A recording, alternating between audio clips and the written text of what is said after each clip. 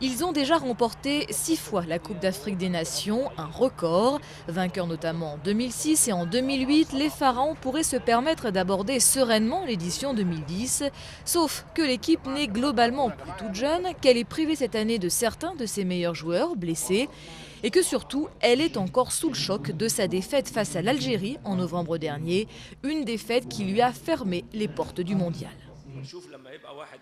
Imaginez notre sentiment de déception, de profonde tristesse de ne pas avoir été qualifié. Parce que nous sentions que tout le pays, la presse, tout le monde était derrière l'équipe nationale d'Égypte. Les Pharaons en ont bien conscience, le moins qu'ils puissent faire pour remonter le moral de leurs supporters effondrés, c'est de leur offrir un nouveau titre de champion africain.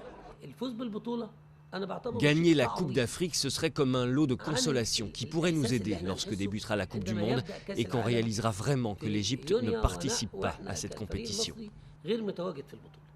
Sauf que pour les supporters les plus blasés, un nouveau titre de champion africain n'aurait pas grand-chose d'exceptionnel et ne suffirait donc pas, loin de là, à compenser l'absence des Pharaons à la Coupe du Monde. La CAN, c'est pas la Coupe du Monde. On a déjà gagné la CAN 6 fois, ce ne sera pas difficile de la gagner une 7e fois. Pire encore que les blasés, il y a les supporters écœurés qui, depuis ce fameux match face à l'Algérie, ne veulent tout simplement plus entendre parler de football.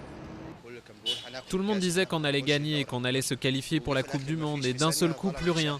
On est sorti de tout ça vaincu, humilié.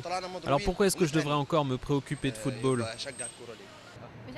Après le match entre l'Égypte et l'Algérie, j'étais complètement déprimée. Je ne veux plus jamais regarder de match.